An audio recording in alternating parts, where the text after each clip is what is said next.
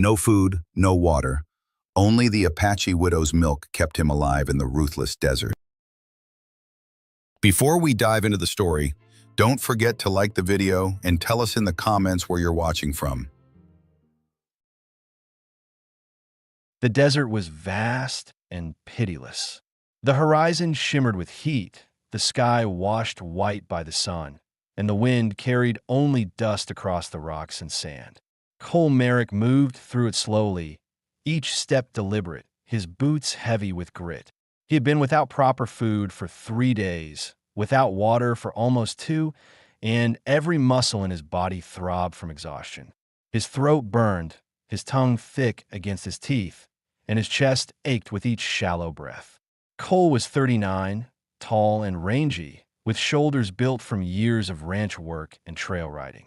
His hair, once dark, was streaked with early gray, his beard trimmed but rough. His skin was sun-darkened and creased, the mark of a man who had lived more years outdoors than inside. Once, he had been a husband and father, but his wife and infant son had died of fever back in Kansas 5 years earlier. Since then, he had wandered the West with no plan beyond survival. He took work when he could, line riding, trail guiding, fence mending, then drifted on when the weight of silence grew too heavy. His mission now was simple: keep living, even if it felt like little more than punishment. He had been on his way toward the Rio Pecos, hoping to reach a small settlement he'd heard of where a man could rest, maybe find work. But when his horse broke a leg in a dry wash and he was forced to put it down, everything changed. He salvaged what he could, but the canteen cracked on the rocks and spilled most of his water into the sand. Since then, he had walked under the sun with no cover, no shade, and no direction but forward. His legs trembled as he staggered, his hat barely shielding his eyes from the blaze. He had told himself that he wouldn't stop, that he'd keep moving until he found shade or a creek bed or anything at all. But his body betrayed him. His knees buckled, and he fell hard onto the burning ground, his cheek pressed against the grit. He tried to rise, but the strength had gone out of him. The last thing he saw was the endless, empty sky. When he opened his eyes again, there was a shadow above him. At first, he thought it was a hallucination. He had seen shapes before in the heat, people who weren't there, but this one stayed. Slowly, it bent closer, and he realized it was a woman. She was young, no older than 24, her bronze skin catching the harsh light, her long black hair braided loosely with leather strips and feathers that stirred in the dry wind. Her dress was deerskin, cut low and fringed, decorated with beads and shells that had dulled with wear. The fabric was torn in places, uneven at the neckline, showing more of her curves than perhaps she intended. Yet her posture carried dignity, even in her state of ruin. She looked at him with sharp, dark eyes that held suspicion, but also something else, hesitation, as though deciding whether he was worth saving. Cole tried to speak, but only a rasp came out. His lips were cracked, his throat raw. She crouched beside him, watching his face, then drew out a small water skin. Without a word, she tipped it toward his mouth. The water touched his lips, and he swallowed greedily, though most of it spilled down his chin into the sand. Still, it was enough. His chest heaved, and his eyes filled with tears at the relief. "Thank you," he croaked. Her expression did not change. She pulled the skin back and studied him in silence. He could feel her weighing the choice: leave him or help him. He knew that look. He had seen it in men, deciding whether to carry a wounded comrade or let him die. This woman was no stranger to hard decisions. Finally, she gave the slightest gesture with her hand, motioning for him to rise. Cole pressed his palms into the dirt, groaning as he forced himself onto his knees. His arms shook with the effort, but he got his feet. She turned and began to walk, her steps quick and sure. She didn't look back to see if he followed, as if she had already decided he would either come or perish. He stumbled after her, his legs barely holding, the ground tilting beneath him. They walked until they reached a shallow hollow carved into the rocks. It offered a strip of shade and broke the wind. She moved into it and lowered her few possessions: the water skin, a strip of dried meat wrapped in cloth, a blanket, a thin shawl. Cole collapsed against the rock, his chest heaving, sweat cooling on his skin in the sliver of shade. She sat across from him, pulling the shawl lightly over her shoulders though the heat still clung to the air. Her eyes flicked toward him occasionally, but said nothing. The silence stretched, heavy but not hostile. Cole studied her through the haze of exhaustion. The curve of her body beneath the torn dress, the pride in her face despite the dust on her skin, the sorrow in her eyes that matched something deep in his own. He wanted to ask her name, but his throat ached too much. Instead, after a long pause, he said quietly, "Cole Merrick." Her gaze met his for a moment, unreadable, then drifted away again. She did not speak. Cole leaned back against the rock, closing his eyes. He thought about the road that had brought him here, the wife buried years ago, the son who had never lived long enough to walk, the wandering since then with no purpose but to fill the days. He wondered what had brought her here, this young woman dressed in torn deerskin, alone in the desert. From the look in her eyes, he guessed she had lost someone too. He was alive because of her. That fact was plain.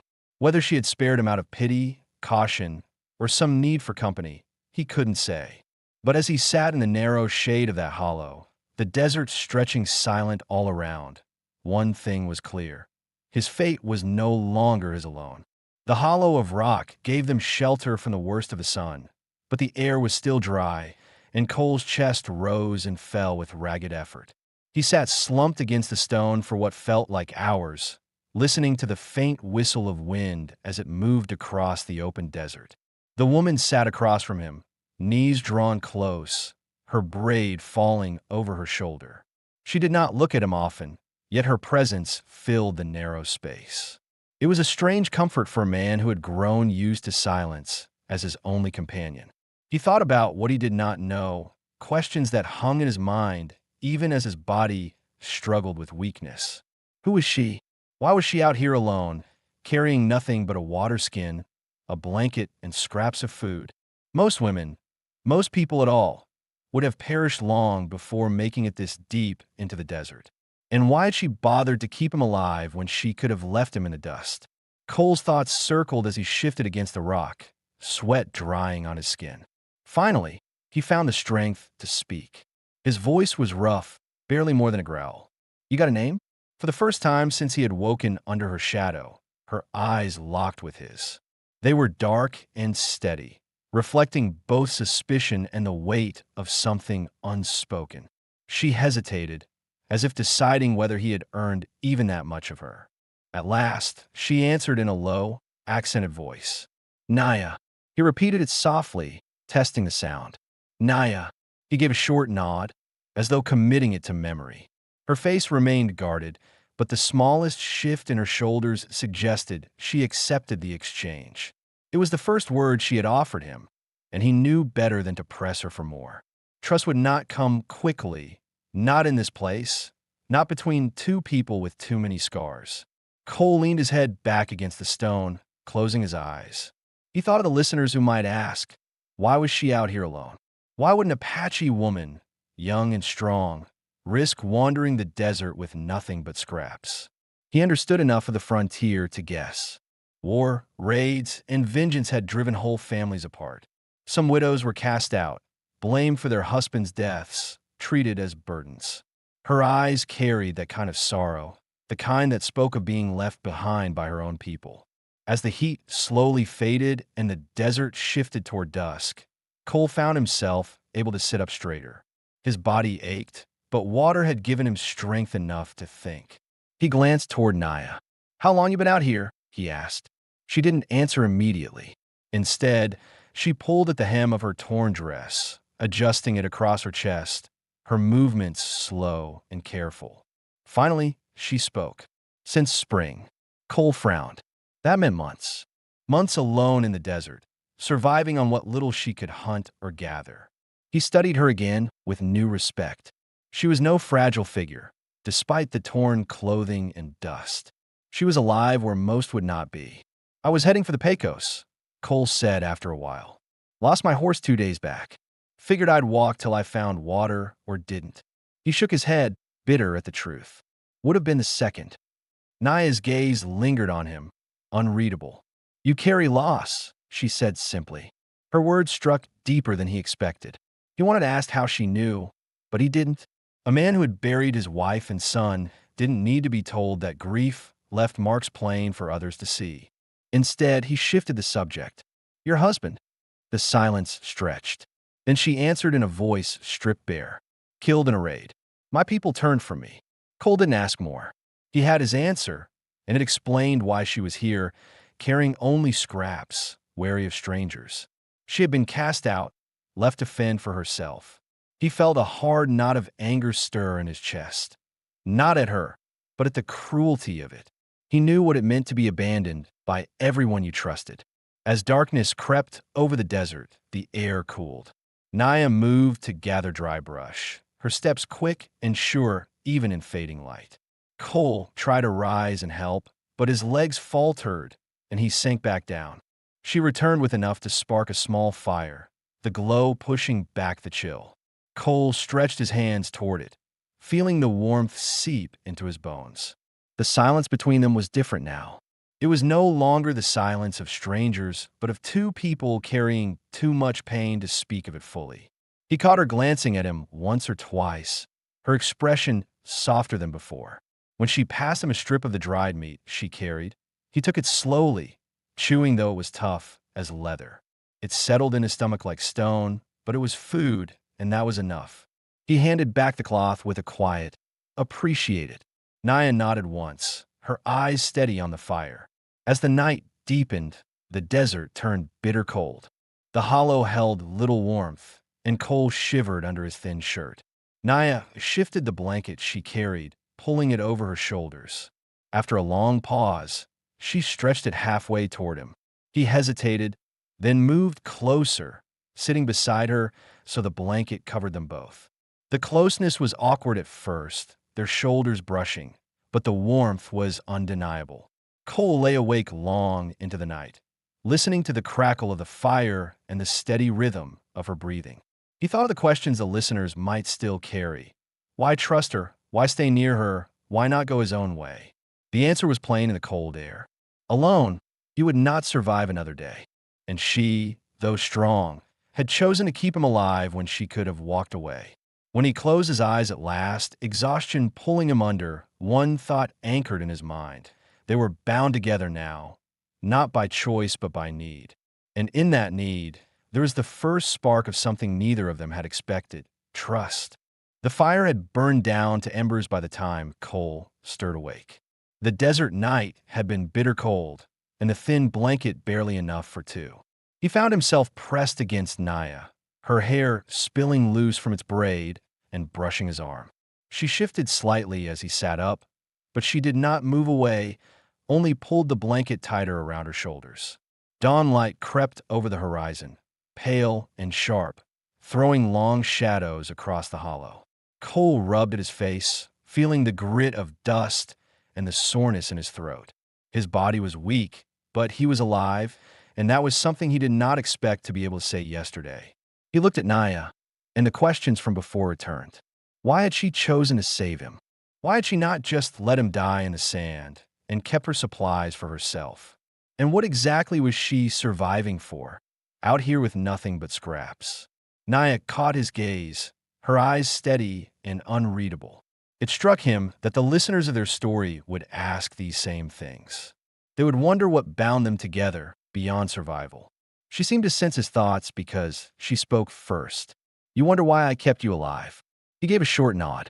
I do. She turned her face toward the rising sun.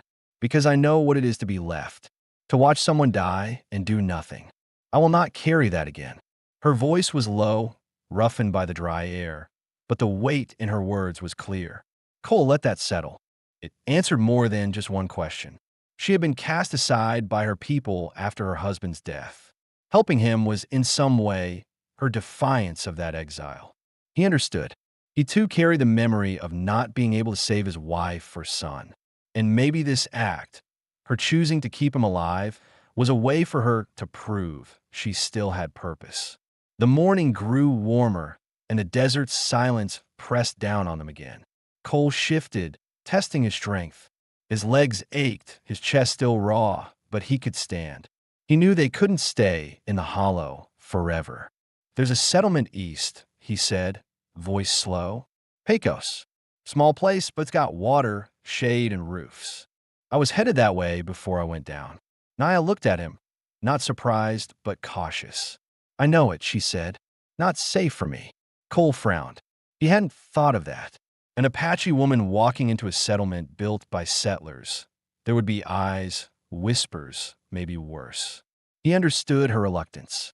Still, they needed something more than dry brush and scraps of meat. "We can't last out here on nothing," he said plainly. "I won't." She studied him for a long moment, then asked quietly, "And if they turn on me?" Cole shifted uncomfortably, realizing she was right to ask. He met her eyes, serious. "Then they'll answer to me." The words surprised him as much as her. He had been drifting for years with no ties, no one to defend or stand beside.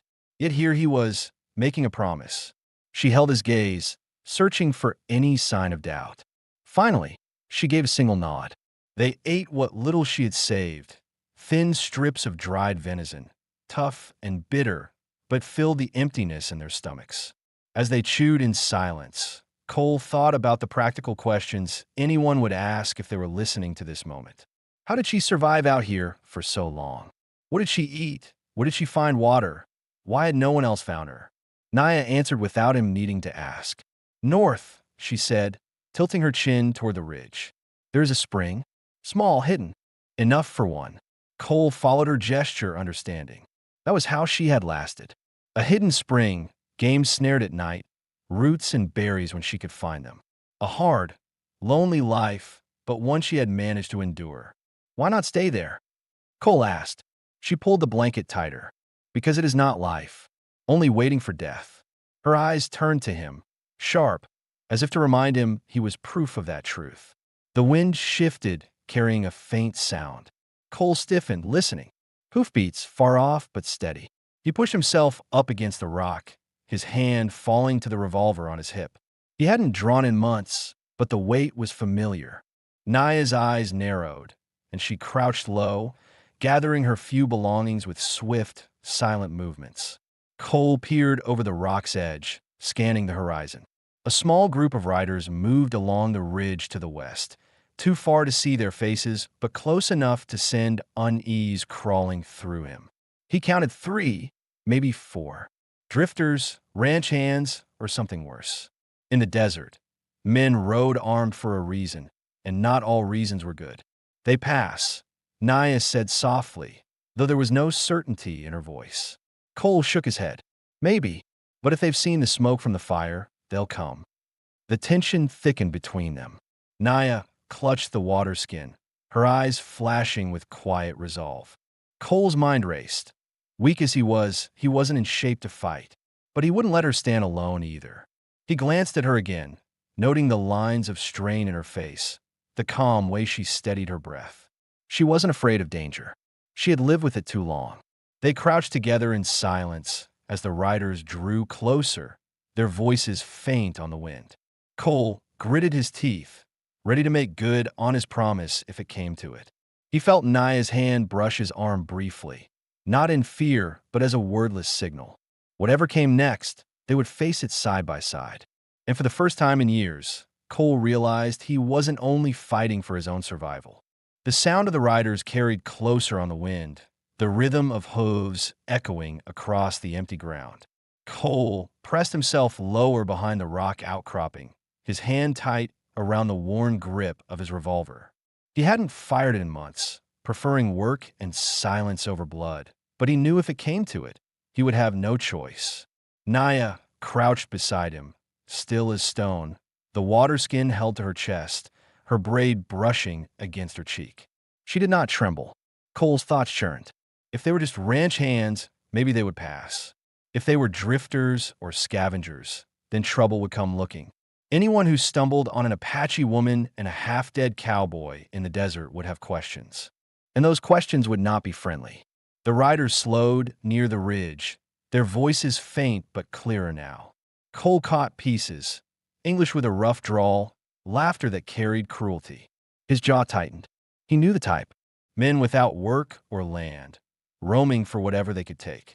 He had crossed paths with men like them on cattle trails years ago, and he knew their brand agreed.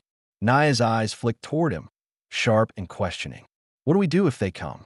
Her look carried that unspoken thought. Cole nodded toward the hollow's far edge, where a narrow path cut through the rocks. If it came to it, she could slip away. He'd draw their attention. He felt her hand brush his arm, firm, as if to say she would not leave him. The riders paused, scanning the land. One pointed toward the faint trace of smoke that still clung to the air above the hollow. Cole cursed under his breath. He should have smothered the fire sooner. Now there was no choice.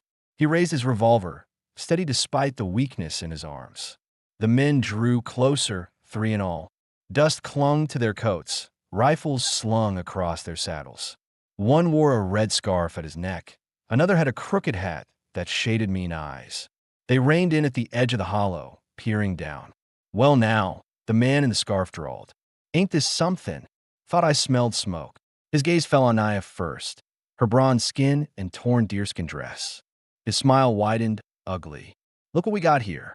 Cole rose just enough to be seen, revolver leveled steady. That's far enough. The men chuckled, not impressed. Easy there, cowboy, the one with the crooked hat sneered. Ain't looking for trouble. His eyes flicked back to Naya. Not unless trouble's pretty. Cole's chest tightened, anger flaring hot. He'd seen that look before in men, the look that turned women into prey. He kept his voice low and even. You best ride on. The man in the scarf spat into the dirt. Or what? You'll shoot us with that rusted iron? You don't even look like you can stand, old boy. Cole didn't move, his revolver steady. Inside, fear coiled, not for himself but for her. He couldn't let them take her, couldn't let her be cast into more cruelty after she had already carried so much. He caught Naya's posture beside him, her jaw set, eyes sharp, no trace of fear. She would fight too if it came to it. The riders studied them a moment longer, gauging whether the fight was worth the risk. Finally, the leader gave a snort. Ain't worth it. Too much desert between here and water anyway. He yanked his reins, turning his horse. Come on. The three rode off, their laughter trailing behind them until the sound faded into the wind. Cole exhaled slowly, lowering the revolver. His hand trembled now that the danger had passed. Naya stayed silent, though he saw her shoulders ease. For a long moment, they sat in the heavy quiet of the hollow, the smell of dust and sweat thick in the air. Finally, Cole spoke. That's why you couldn't go near Pecos. His voice was tired but sure. Men like that. Town's full of them. Naya nodded once. I know. He looked at her, and the weight of her choice to save him grew heavier. She had risked her small safety by taking him in. Alone, she could have stayed hidden. With him, she carried twice the danger. The listeners of their story would ask why she trusted him at all, when any man could have turned on her the same way those riders wanted to. The answer formed slowly in Cole's mind as he studied her face, because he hadn't taken. Because he had asked her name, not her body. Because silence between them had not been empty, but safe. By midday, the heat pressed down again, and Cole knew they couldn't stay in hollow. He holstered the revolver, wiped the sweat from his brow, and pushed himself to his feet. Show me that spring you spoke of, he said. Naya hesitated, then stood, gathering her things. She gave a slight nod and led the way north. The walk was hard, the desert stretching wide, but she knew the land. She moved with certainty, her moccasins quiet on the sand, her braid brushing her back. Cole followed, his body aching but steadier with each step. They crossed a ridge and dropped into a narrow arroyo, and at its end he saw it. Water, clear and shallow, tucked beneath rocks. A hidden spring, just as she had said. Cole dropped to his knees, cupping the cool liquid into his hands, letting it run down his throat. Relief washed over him. For the first time since his horse went down, he felt alive again. Naya crouched beside him, filling the water skin. She glanced at him, and for the first time, a faint smile touched her lips. It was small, fleeting, but it held something fragile. Recognition, maybe trust. Cole returned it with the smallest nod. The desert had not beaten them yet. The spring changed everything. It was small and half hidden under rocks, but it gave them something the desert had denied. water they could return to, water they could depend on. Cole filled the water skin until it dripped, then splashed handfuls across his face and beard, the coolness stinging but reviving. Naya crouched nearby, her hands steady as she filled another small pouch of hide she kept rolled in her shawl. He realized then that she had learned to measure every drop carefully. This was why she had survived months alone, because she treated water not as a gift, but as a discipline. Cole leaned back on his heels, catching his breath. He studied her in the light. She moved with precision, not wasting strength on unnecessary steps, not glancing around nervously the way some would. She was cautious, yes, but not afraid. Listeners of their story might wonder, how had she kept herself safe this long from men like the riders they had seen? She answered that without speaking, by staying invisible. She did not leave smoke in the air unless she needed it. She hunted at night, pulled traps at dawn, left no trace where she slept. He understood it now, watching her. Once the water skins were full, she rose and brushed dust from her dress. "We cannot stay here long," she said simply. "Others may come. They always do." Cole nodded, though his body longed to rest. "Then we'll move at dusk," he said. "Travel at night. Less heat, less chance of being seen." He felt the old trail instincts return, the habits of a man who had guided herds through dangerous country. He had thought those skills buried under grief, but they came back the moment another life depended on him. They settled in the shade of the arroyo through the day, waiting for the sun to fall. Cole leaned against the rock, his hat pulled low, his revolver at his side. Naya sat opposite, sewing at a tear in her dress with a bone needle and thread pulled from old fabric. He watched her work, noticing the way her fingers moved with patience. It struck him then that she was not only surviving, she was preserving dignity. Even torn and cast out, she mended what was hers. He thought back to the night before, when the riders had stopped above the hollow. He had promised her she would not stand alone if men turned on her. The listeners would wonder if he meant those words or if they were only bravado spoken in fear. He knew the answer. He had meant every word. She had saved him from death, and he would not let her fall to it now. By the time the sun dipped low and the first star showed, they began walking again. The desert under moonlight was a different world, cool, silver, quiet. Their steps were slower, deliberate, the sand crunching softly beneath their boots and moccasins. The silence between them was less heavy now, more like a language in itself. When Naya paused to adjust her water skin, Cole stopped without asking why. When he slowed with exhaustion, she matched his pace without complaint. After hours of walking, they reached a rise of stone where the land opened wide. Naya stopped there, her eyes scanning the horizon. "We can stay here," she said, pointing to a shallow cave cut into the rock. It was small, but it broke the wind and would hide a fire if they dare make one. Inside, Cole dropped his gear and lowered himself to the ground, feeling every ache in his body. Naya set the water skins aside and moved with quiet efficiency, arranging the blanket and pulling her shawl tighter. He watched her, realizing that the questions listeners might still ask were not yet answered. What does she want? What does she expect of him? Is he just another burden to her? Or is there something more forming between them? Cole thought of asking directly, but the words felt too blunt. Instead, he pulled his revolver from its holster, checked the cylinder, and set it within reach. He caught her eyes briefly as he did. "I'll keep watch," he said. She hesitated, then gave a slight nod. It wasn't gratitude exactly, but it was something close. As night deepened, the desert grew quiet again. Cole listened to the wind shift over the rocks, the distant cry of coyote. His eyes grew heavy despite himself, but he forced them open, scanning the dark horizon. Naya sat nearby, her braid loose now, her shawl draped low across her shoulders. She hummed softly, almost inaudible, a tune that carried a sadness he couldn't place. He found himself speaking without thinking. "My wife," she used to hum like that, when she rocked the baby. The words surprised him, but once spoken, he couldn't take them back. Naya's humming stopped. She turned her head toward him, her eyes calm but searching. "They are gone." He swallowed hard. "Both." Fever took him. 5 years now. She didn't look away. Then you carry the same as me. The silence stretched again, but it was no longer the silence of strangers. It was recognition, an understanding of wounds that never healed but had to be carried. Cole shifted, resting his back against the wall of the cave. "You saved me out there," he said. His voice was quiet, steady. "Don't know why, but you did, and I won't forget it." For the first time, her expression softened, the sharp edges of her suspicion easing. "You did not take from me," she said plainly. "Others would. You did not." The weight of those words settled in Cole's chest. It was not affection, not yet, but it was trust. Trust given carefully, the kind that mattered. They sat together through the night. The fire kept small, the stars cold above them. When dawn came again, Cole knew something had shifted. They were no longer two lost souls thrown together by chance. They were beginning to choose one another.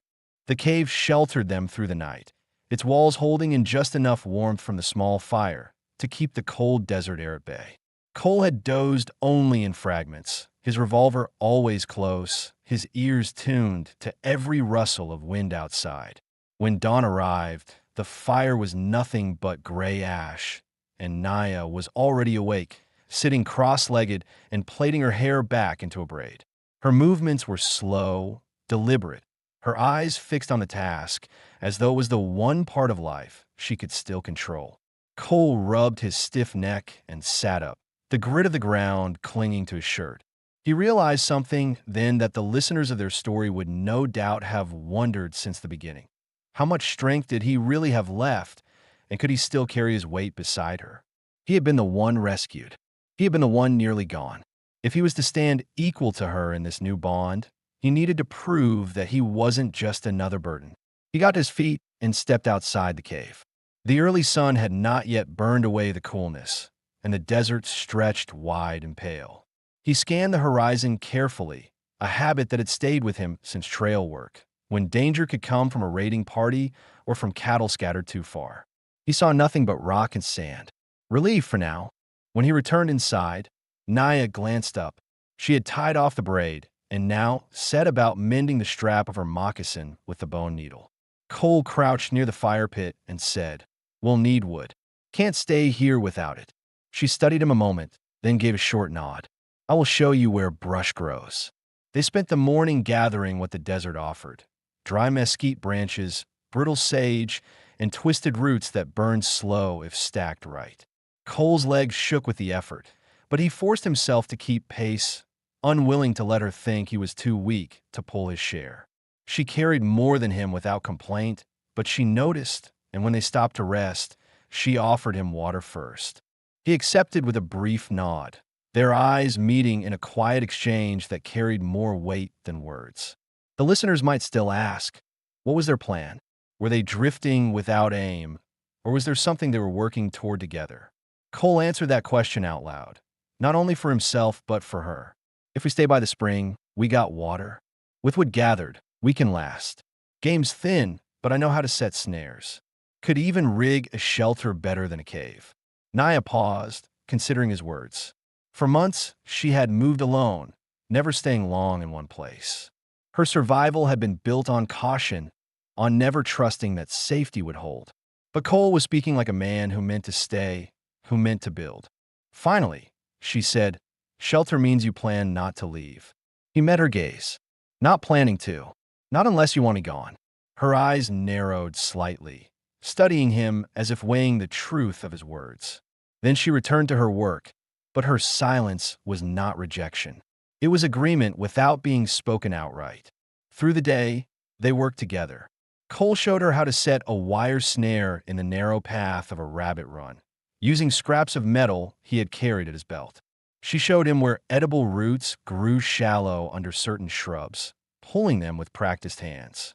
Their movements grew in rhythm, one task leading into another without need for long speech. That night, when they returned to the cave, Cole set the snares aside to check in the morning and built the fire higher than before. The cave glowed with flickering light, and for the first time in days, the air felt less like survival and more like living. They ate together, chewing roots roasted in the coals and sharing the last strip of dried venison. As they sat close to the fire, Cole found himself studying her face in the shifting glow. The listeners might wonder about desire, about when silence turns to something more than survival. He felt it now, the warmth in his chest, the pull of her nearness. But he also felt the weight of caution. To take from her would be to betray the very reason she had trusted him at all. Naya caught his gaze and held it. For a long moment, neither looked away. Then she shifted the blanket so it covered them both again, just as she had in the hollow. Their shoulders pressed together, and this time, she did not move aside. Cole cleared his throat, his voice low. "Tomorrow, I'll check the snares. If they've caught, we'll have meat." She gave a faint nod, her braid brushing his arm. "Good." The fire popped, the silence deepened, but it was no longer the silence of fear or strangers. It was the silence of two people beginning to choose each other. And when Cole closed his eyes that night, it wasn't with the dread of not waking. It was with the knowledge that he had something to wake for. The desert morning broke cool, the sun slowed to burn the sky in a heat. Cole rose first, shaking the stiffness from his legs, and stepped out of the cave. The air was clear, the horizon stretching empty. He scanned it carefully, a habit he could not shed, before turning back to check the snares. Naya followed silently, her moccasins leaving almost no trace in the sand. They found 2 rabbits caught on the wire loop. Cole worked the first free, his hands practiced though slower than in his younger years. He looked up to see Naya crouching with the second, her knife flashing as she dispatched it quickly and cleanly. He realized then that she didn't need him to teach her survival. She had already lived it. What she needed was something different, someone who would not abandon her when survival grew heavy. As they carried the rabbits back to the cave, Cole spoke. "These last us a couple of days if we stretch them." His voice was plain, practical. Yet beneath it was something the listeners of their story would surely wonder. Was this just survival, or was it becoming a life together? Inside the cave, they cleaned and roasted the meat over a fresh fire. The smell filled the small space, rich and grounding. They ate in silence at first, chewing carefully, saving every scrap. When Cole set down the bone of his portion, he said, "We could do more than drift. Could put something here, shelter, traps, maybe even a small pen if we caught enough game alive. Make it steady." Naya's eyes lifted, sharp with caution. "Stay in one place too long, others come." "Always." Cole met her gaze. "Then we defend it. Together." The words hung in the air. She studied him a long while, her expression unreadable. Then she said softly, "You speak like a man who wants roots." Cole thought of his wife and child buried far away. For years he had wandered, convinced roots only led to loss. But sitting here with her, the fire warming their shoulders, he felt something he hadn't in a long time, a pull to stay, to build again. "Maybe I do," he admitted. Through the day, they worked side by side. Cole shaped branches into stronger snare frames, while Naya gathered more brush and dried roots. At midday, she showed him a plant with red flowers that yielded water when cut open. He listened carefully, storing the knowledge, realizing again that she was as much his teacher as he was hers. Later, when the fire had burned low, they sat close under the shared blanket. The silence stretched, but was no longer empty. It carried the weight of unspoken thoughts, of questions neither dared to voice yet. The listeners might ask, why hadn't they touched? Why hadn't they spoken of what was growing between them? The answer was simple, because both carried scars too deep to rush. Trust had to come first. Cole shifted slightly, his arm brushing hers. He felt her tense, then slowly relax. He took a breath and said, "You trusted me when you didn't have to." "Why?" Naya looked into the firelight, her profile sharp and proud. "Because you did not look at me like other men. You saw more than my skin, more than what you could take. You asked my name. That was enough." The words struck him hard.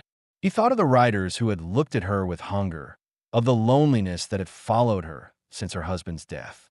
He realized then that the greatest thing he could give her was not protection or food, it was choice. The choice to be seen as more than a body, more than a burden. The fire crackled, shadows shifting across the cave walls. Naya's hand rested on the blanket between them. Slowly, deliberately, Cole placed his hand over hers. She did not pull away. Instead, her fingers curled lightly against his, an answer stronger than words. For a long time they sat like that, the fire warming their faces, the desert wind whispering beyond the cave. It was not passion born of desperation. It was something steadier, heavier, two broken lives finding ground again. When Naya finally turned her eyes to him, there was no hesitation. She leaned closer, her breath warm against his face. Cole met her halfway, their lips brushing in a slow, careful kiss. It was brief, restrained, but it carried every unspoken word between them. When they parted, she whispered, "You stay." And for the first time since the fever took his family, Cole felt the weight of loneliness ease. He answered with a simple, steady word, "I'll stay." That night, they slept side by side under the blanket, not from necessity but from choice. The silence between them had changed. It was no longer the silence of strangers or even of survivors. It was the silence of two people who had decided not to walk the desert alone anymore. The morning after the kiss brought a different silence between them.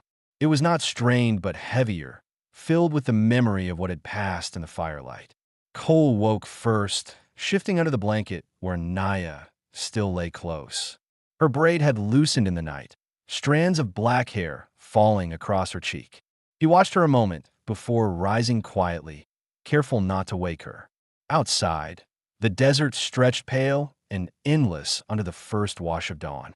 Cole scanned the horizon out of habit. The land seemed empty, but unease lingered. He thought of the riders they had seen, of how smoke or even footprints could draw others. The listeners of their story might ask what danger lay ahead. The truth was simple. In the desert, danger always came, and never when one expected. When Naya stepped outside a few minutes later, she carried the water skin and offered it to him first. He drank and handed it back, his voice low. "We'll need to check the snares again." She nodded, and together they walked out along the rocky ground.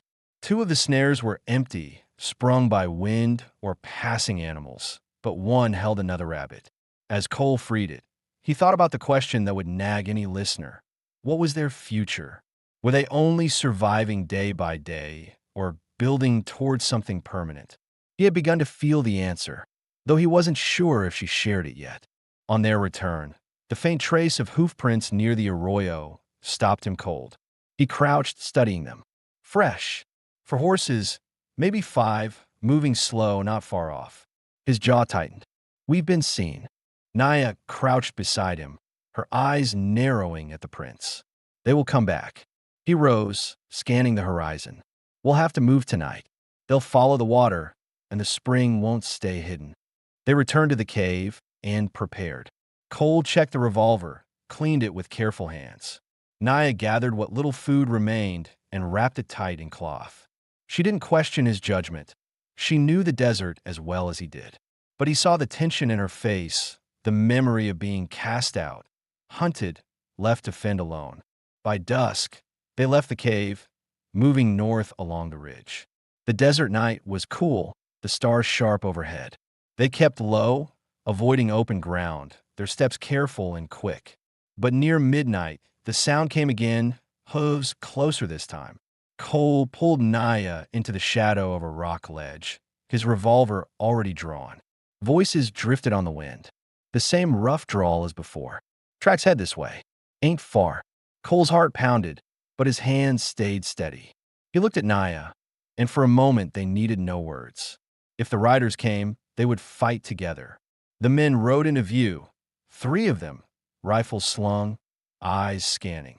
They slowed near the rocks, one swinging down from his horse to check the ground. Cole raised the revolver, but Naya's hand on his arm stopped him. Her whisper was sharp, steady. "Wait." The rider crouched, studying the tracks. He muttered something, then shook his head. Winds covered most of it. They might have gone east. The leader cursed and swung his reins. "Then we'll sweep east. Ain't worth wasting night on ghosts." They rode off, their silhouettes fading into the dark. Cole exhaled slowly, lowering the gun. Naya's hand slipped from his arm, but the weight of her touch lingered. She had kept him from firing too soon, from drawing death down on them both. When the riders were gone, Cole turned to her. "You saved us." Her gaze held his. "We saved each other." They moved again through the night, farther north, until the land dipped into another hollow. There, sheltered from a wind, they stopped. Exhaustion pulled at Cole's bones, but he forced himself to gather brush for a small fire. When the flames flickered to life, he looked at Naya across the glow. The listeners might still ask, was this survival or something more? He felt the answer in the steadiness of her eyes, in the way she had reached for his arm, not just to hold him back, but to stand beside him. As they sat near the fire, sharing the warmth of a blanket, Cole spoke quietly. "If we keep moving, always running, we'll die out here. But if we build something with walls, with shelter, we might stand a chance." Naya studied him, then said, "You would build with me?" His reply came without hesitation. "Yes, with you." She held his gaze a long moment, then gave a small nod. It was not a promise spoken in grand words, but it was the choice they both needed. That night, as the fire burned low, Naya leaned against his shoulder, and Cole rested his arm lightly around her. They did not speak, but neither of them needed to. Their silence had changed again. It was no longer only trust, it was belonging. The hollow where they stopped after escaping the riders was quiet at dawn. The desert light stretched long across the rocks, pale at first, and then hard and white as the sun lifted higher. Cole rose stiffly, his revolver still at his side, and checked the horizon with narrowed eyes. He had lived too long on the edge of survival not to know when danger had passed, and this morning it seemed, for once, the land was empty. The riders had gone east, chasing false tracks, and with each hour that passed, Cole grew more certain they would not return. Naya joined him outside the hollow, her braid pulled tight, the blanket folded neatly under her arm. She stood beside him without speaking, her eyes sweeping the same horizon.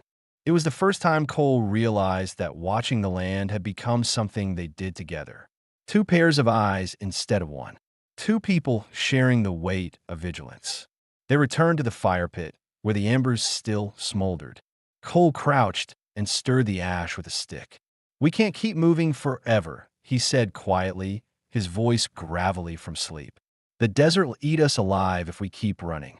Naya tilted her head, waiting. "I know a place," Cole went on. "Not far north of here. Old cavalry post. Abandoned since the war. I passed it once years back. Water close by, timber still standing, even stone walls. If it's still there, it's shelter." He said it plain, practical, but the words carried more than a plan. They carried a choice. The listeners of their story might have wondered all along, would they stay together or drift apart once survival no longer bound them? Cole was giving the answer now. He didn't intend to leave her. Naya studied him with a long, steady look. "You would make a home again," she said, not as a question, but as a statement. Cole met her eyes. "With you."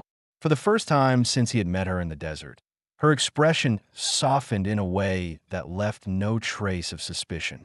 She gave a single nod.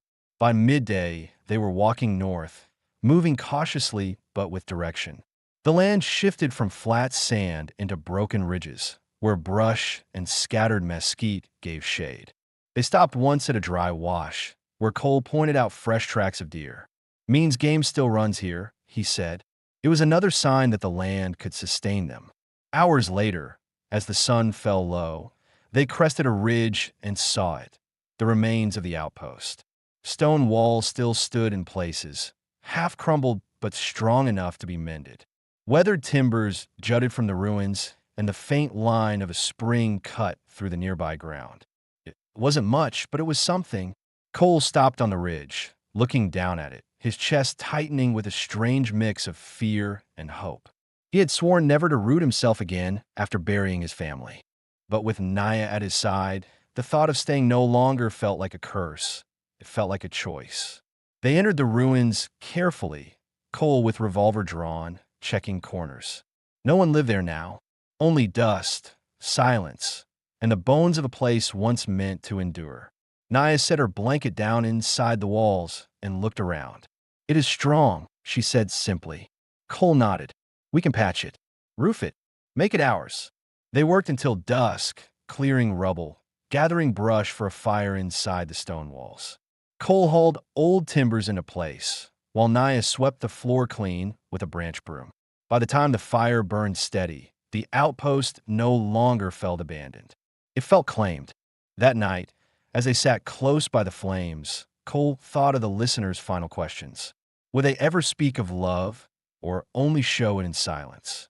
Would they remain bound only by survival, or admit what had grown between them? He turned toward Naya, his voice low but steady. You asked me once why I stayed. Truth is, I don't want to walk this world alone anymore. Not if I have the choice. She studied him, her dark eyes searching his face. Then she reached for his hand and held it firmly. Then we stayed together. The firelight flickered across her face, and for the first time, Cole felt peace settle in his chest. Not the restless peace of a drifting man, but the sure, grounded peace of someone who had found where he belonged. When dawn came again, they rose together. Cole stepped outside the stone walls and watched the sun climb over the desert. Naya came beside him, her shawl drawn around her shoulders. He looked at her and felt no doubt. Whatever the desert threw at them, they would face it side by side. The silence between them was no longer the silence of strangers or even of survivors. It was the silence of a family beginning. And for the first time in years, Cole Merrick allowed himself to believe in tomorrow.